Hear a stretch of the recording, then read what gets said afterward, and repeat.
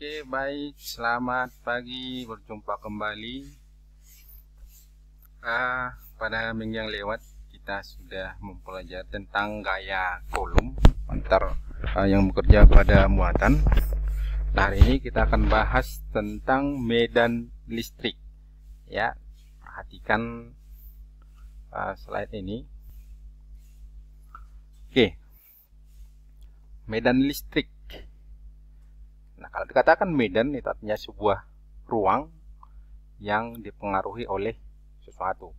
Nah, di sini kita bahas tentang medan listrik yang artinya adalah ruang di sekitar benda-benda bermuatan listrik di mana setiap titik bermuatan listrik yang berbeda di dalamnya mengalami gaya elektrostatika atau gaya Coulomb.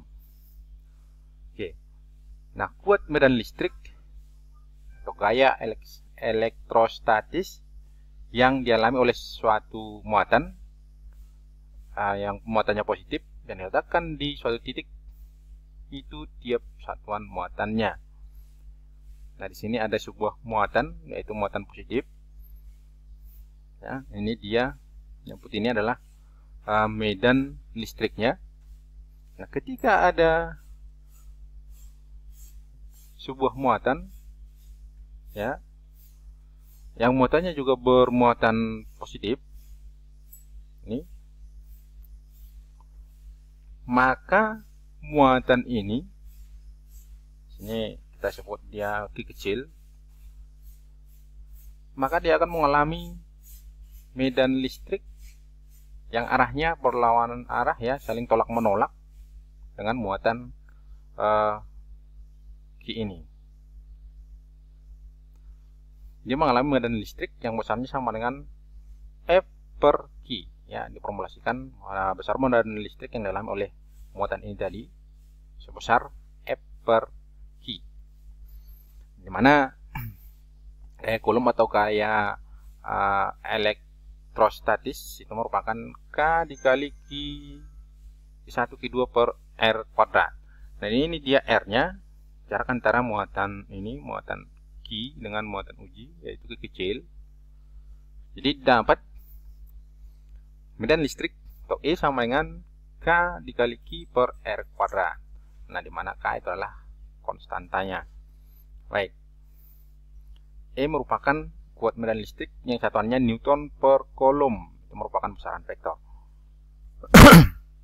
Baik, nah, kuat medan listrik akibat beberapa muatan listrik ya. Tadi hanya dua. Nah, ini kalau misalnya Q1 itu bermuatan positif, kemudian Q2 juga positif. Nah, gaya yang dialami oleh ini jaraknya antara Q1 dengan P itu adalah R1, kemudian P dengan Q2 adalah R2. Maka gaya kuat medan listrik yang dialami oleh muatan P oleh Q1 itu arahnya ke kanan atau E1 ya. Nah, kemudian medan listrik yang dialami oleh muatan P oleh Q2 itu arahnya ke kiri karena positif, P-nya juga bermuatan positif di sini. Jadi medan listrik di titik P sama dengan, kita ingat bahwa medan listrik itu merupakan besaran vektor, yang ke kanan dia positif, yang ke kiri negatif. Jadi E1 ke kanan arahnya berarti bernilai positif, kemudian E2 nya ke kiri jadi bernilai negatif. Jadi Q1 EP sama dengan E1 dikurang E2. Nah, kalau Q1 nya bermuatan positif dan Q2 nya bermuatan negatif. Nah, kalau misalnya suatu titik itu berada di antara titik Q1 dan Q2 dengan jarak Q1 dengan P adalah R1, kemudian P dengan Q2 adalah R2. Maka gaya yang terjadi di sini antara Q1 dengan P arahnya ke kanan ya. Positif, kemudian P-nya juga bermuatan positif ya. Jadi arahnya saya tolak menolak karena sejenis. Jadi arahnya ke kanan, kemudian medan listrik yang dialami oleh P karena muatan Q2, di mana Q2-nya bernilai bermuatan negatif, maka arahnya ke, jelas tak menarik ya, arahnya ke kanan juga. Maka medan listrik di titik P itu adalah E1 ditambah E2. Oke, begitu. Dengan E sama dengan K dikali Q per R kuadrat. Kalau E1 dia K dikali Q1 per R1 kuadrat. Nih. Oke, baik. Kemudian kita lanjut. Nah, bagaimana kalau ada dua buah muatan, kemudian titik P-nya tidak di antara Q1 dengan Q2-nya? Ini semuanya hampir sama dengan pada hukum kolom yang kemarin. Kalau membentuk sudut,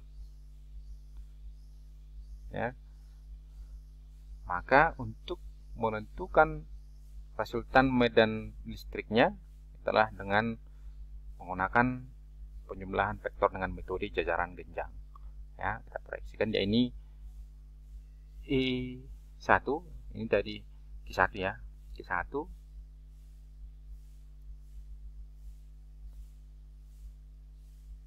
Oke, baik.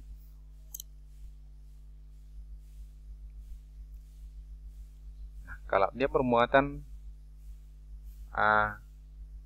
positif dan negatif, arah bersama, hanya arahnya yang berbeda. Oke, jadi E1 arahnya ini Q1-nya yang negatif, kemudian Q2-nya yang positif. Maka E1-nya ini bermuatan negatif, P-nya bermuatan positif, maka arahnya ke arah Q1-nya. Maka resultan medan listriknya ini dia adalah dengan beta ini beta ya, beta sama dengan 180 dikurang alfa. Apanya ini? Jadi energi potensial ya, sama dengan rumus mencari resultan vektor dengan metode jajaran genjang, S1 kuadrat tambah 2 kuadrat ditambah 2S1 E2 cos beta. Jadi sigma EX sama dengan S1 tambah E2 cos alpha. Kemudian sigma EY, sigma medan listrik pada sumbu Y sama dengan minus E2 sin alpha. Ini energi potensialnya sama dengan akar dari sigma medan listrik pada sumbu X kuadrat tambah sigma medan listrik pada sumbu Y kuadrat. Oke, begitu. Kita lihat contoh soalnya. Ini contoh soal Q1 dan Q2. Q1-nya bermuatan negatif dan Q2-nya bermuatan positif. Nah, titik P-nya ini di atasnya, di atas Q2, jadi membentuk sebuah segitiga. Jarak antara P dengan Q2 adalah 30 cm, kemudian jarak antara Q2 dengan Q1 adalah 40 cm.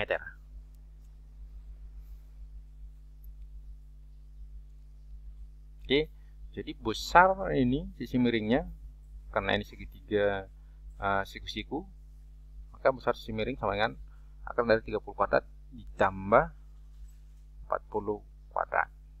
Ya, hasilnya adalah 50. Ya, 50 cm lah jarak antara P dengan Q1. Nah, sekarang kita lihat gayanya, bukan gaya, arah medan listriknya antara P dengan Q2. Q2-nya positif, kemudian P juga positif, maka medan listrik yang dialami oleh muatan P itu arahnya ke atas karena sama-sama positif, jadi berlawanan. Kemudian sedangkan gaya medan listrik yang dialami oleh P yang dikabarkan oleh Q1 ya, itu arahnya ke arah Q1 ya, karena Q1-nya bermuatan negatif. Maka E totalnya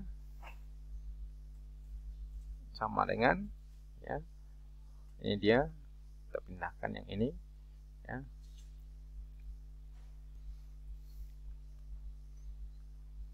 Jadi E1-nya medan listrik yang dialami oleh P oleh muatan Q1 sama dengan K dikali Q1 per R kuadrat. R-nya adalah jarak antara titik P ke Q1. Sama dengan 9,0 kali 10 pangkat 5 Newton per Coulomb. Nah, kemudian sedangkan electric field from Q2, artinya gaya medan listrik yang dialami oleh titik P disebabkan oleh muatan Q2, ya. Contohnya sampai seperti ini. Dari sini kita buat E2 K dikali Q2 per R kuadrat. R-nya adalah jarak antara Q2 dengan titik P, Q2 dengan titik P tadi. Biasanya adalah 2,5 kali 10 pangkat 6 Newton per Coulomb. Kemudian untuk mencari E totalnya seperti ini tadi. Jadi sigma EX sama dengan E1X, yaitu 1 cos 36,9.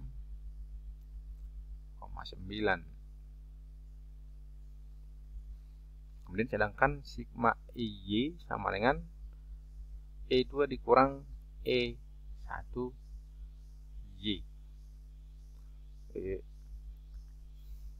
sama dengan E2 dikurang E1 sin 36,9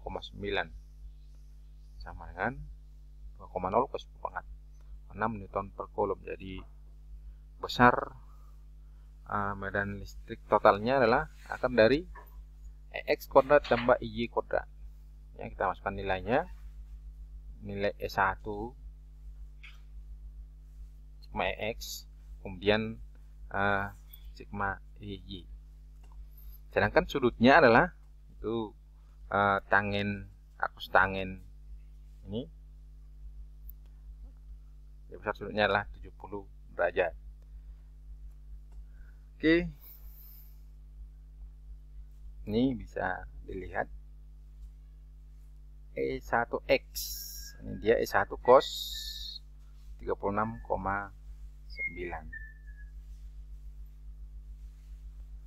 Oke, baik. Ini mengenai hukum Gauss, yaitu garis medan listrik adalah garis hayal yang dapat dibayangkan sedemikian sehingga arah ataupun garis singgung pada setiap titik menyatakan kuat medan listrik di titik itu. Dia yang dinyatakan oleh Gauss. Ketika ada muatan positif, ini dua buah muatan positif, mana kalau bermuatan positif maka arah medan listriknya itu keluar dari muatan tersebut. Kalau positif-positif ini dia. Ya. Kemudian kalau positif negatif, muatannya positif dan muatan negatif, maka arahnya garis-garis hayalnya itu dari positif ke negatif. Oke, garis medan atau gaya listrik merupakan tempat yang kuat medan listriknya digambarkan dengan garis-garis medan listrik yang rapat. Tempat yang kuat medan listrik lemah atau kecil digambarkan dengan garis-garis medan listrik yang jarang. Jadi yang pasti garis-garis hayal ini tidak akan pernah saling berpotongan. Begitu. Oke, ini dia. Garis medan atau gaya listrik merupakan kerapatan medan listrik di suatu tempat yang disebut flux medan listrik. Flux medan listrik yang menembus setiap satuan luas bidang secara tegak lurus pada setiap titik sebanding dengan kuat medan listrik di titik itu. Jadi I sebanding dengan delta N per A kali N. Jadi N-nya adalah banyak dari jumlah garis-garis hayal medan listriknya. Kemudian A-nya adalah luas penampang yang menempati ini N ini, atau N0 permitivitas dieelektrik kali I sama dengan delta N per